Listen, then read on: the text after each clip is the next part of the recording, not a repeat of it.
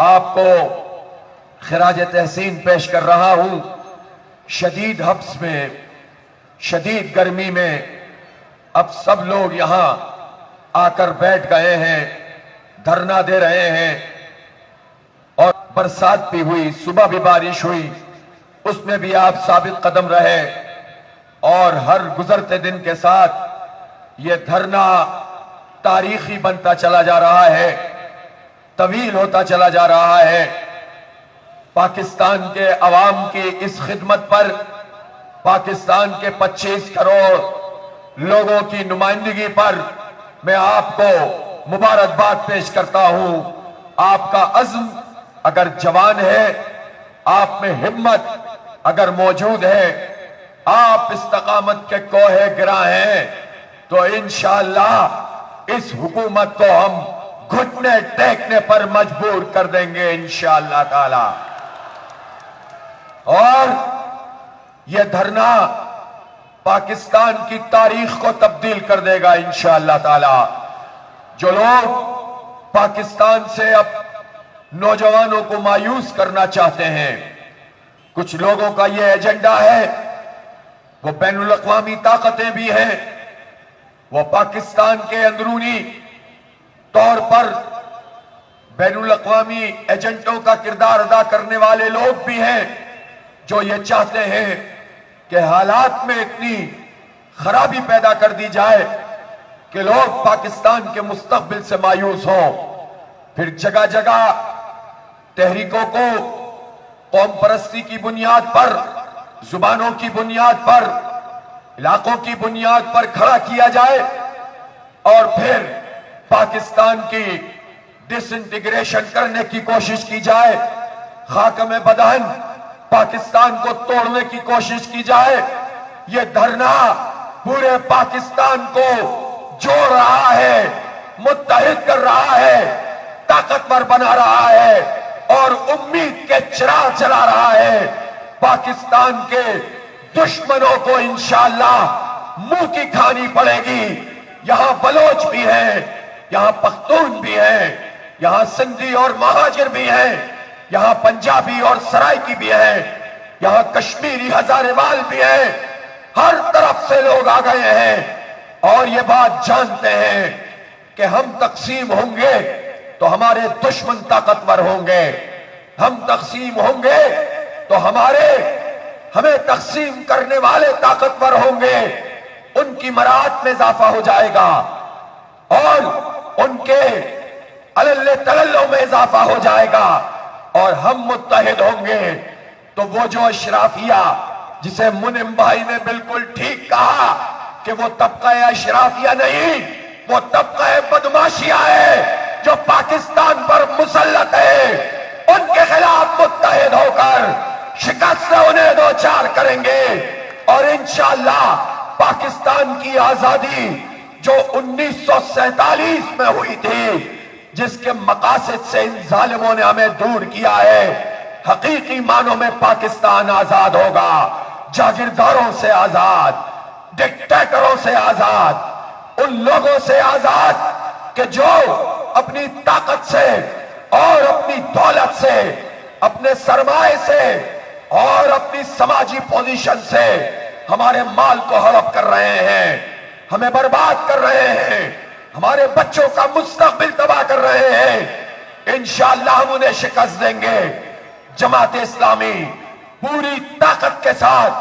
پاکستان بھر کے افق پر پھر سے طلوع ہو چکی ہے، پھر سے آگے بڑھ چکی ہے۔ اب پاکستان کا مستقبل جماعت اسلامی سے وابستہ ہے انشاءاللہ تعالی۔ میرے بھائیوں اور دوستوں، میری عزت ماں بہنوں، یہ جو آئی پی پیز کا عذاب ہم پر مسلط ہے، 1994 سے یہ دھندا شروع ہوا، پاکستان پیپلز پارٹی نے یہ کام شروع کیا، اور پھر مسلم لیگ نون نے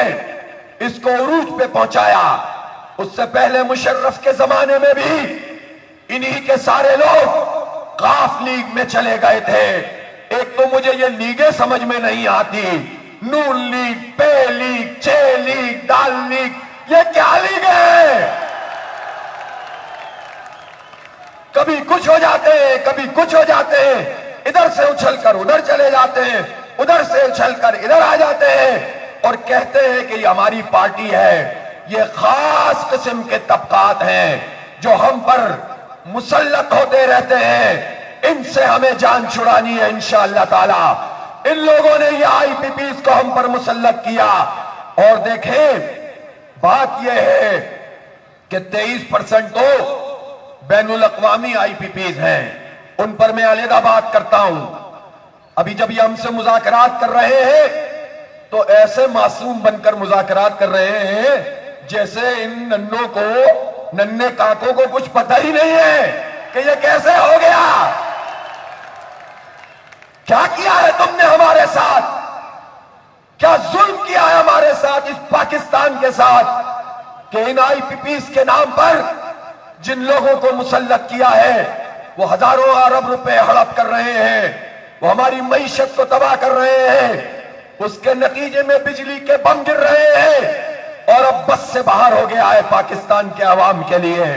غریب بھی پریشان، متوسط طبقہ بھی پریشان،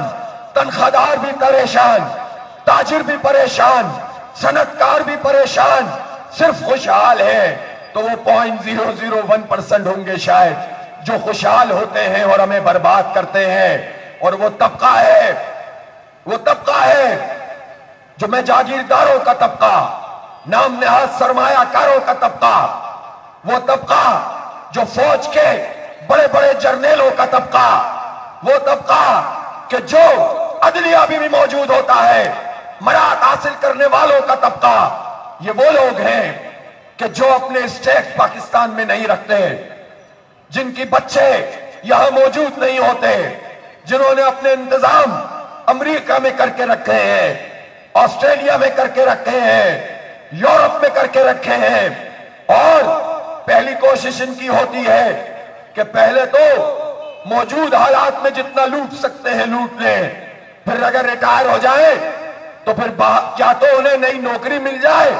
یا پھر پاکستان سے باہر جا کر مزے کرتے رہے، اور اس کے نتیجے میں پھر ان کی اولادیں ہم پر مسلط ہوتی رہے۔ یہ ظلم کا نظام اب ختم کرنا پڑے گا، اس ظلم کے نظام کو اب ڈھانا پڑے گا، اپنے حق کے لیے اٹھنا پڑے گا، اپنا حق ان سے چھیننا پڑے گا، لڑنا پڑے گا، مزاحمت کرنی پڑے گی۔ تم لوگ تیار ہو کہ نہیں تیار ہو؟ یہ طویل لڑائی ہے، یہ بڑی جد و جہد ہے، اور اس جد و جہد کا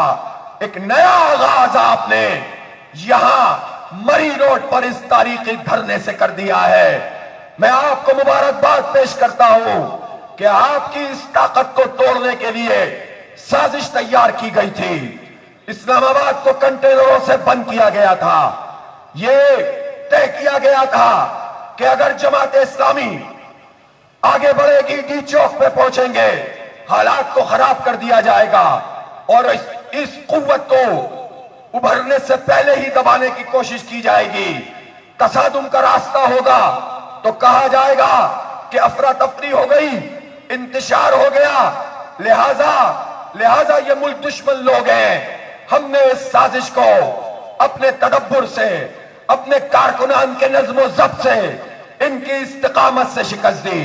پہلے ہم نے ان کو بتا دیا یہ کنٹینر ہمارا راستہ نہیں روک سکتے، ان کنٹینروں کو تو